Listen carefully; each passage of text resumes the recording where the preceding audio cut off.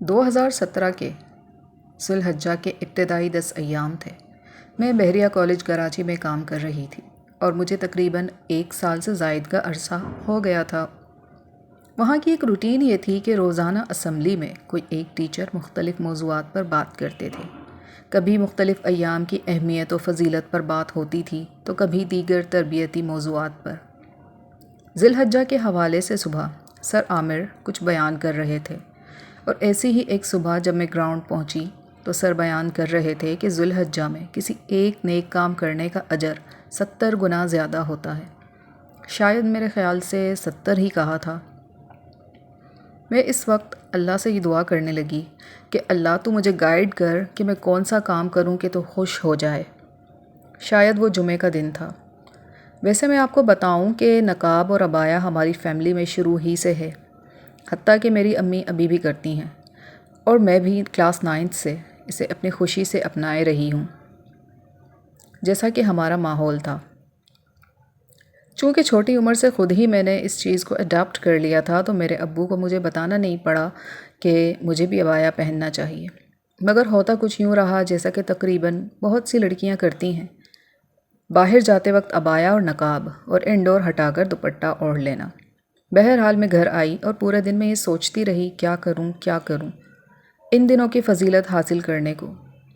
ان دنوں میری یہ روٹین تھی کہ میں عصر سے عشاء تک باقاعدہ ایک چینل سے قرآن شریف پڑھتی تھی، کچھ وظائف و اذکار وغیرہ، اور پھر آخر میں منزل کا معمول تھا۔ تو معمول کے مطابق میں منزل پڑھ کر ختم کرنے لگی تو بس دعا کرنے لگی، اور دعا ہی دعا میں میرے دل میں اور زبان پر ایک بات آ گئی، اللہ مجھے ہمت دے کہ میں نقاب کو باقاعدہ اپنا لوں۔ اور بس پیر والے دن کالج گئی تو میرا نیا روپ اور گیٹ اپ دیکھ کر بہت سے عجیب ریئیکشنز ملے مجھے۔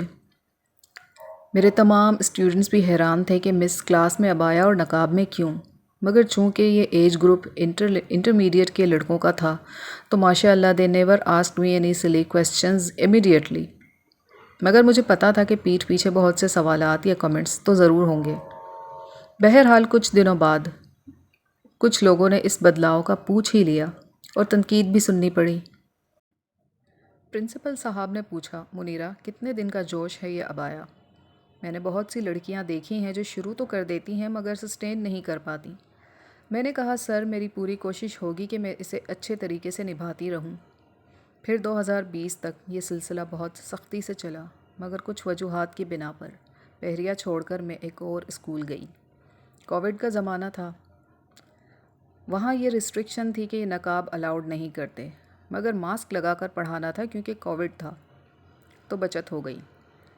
مگر دوسری جگہ جب میں جاب کے لیے گئی تو چونکہ لیڈیز انوائرمنٹ تھا، اسی لیے عبایا اور نقاب دونوں پر پابندی۔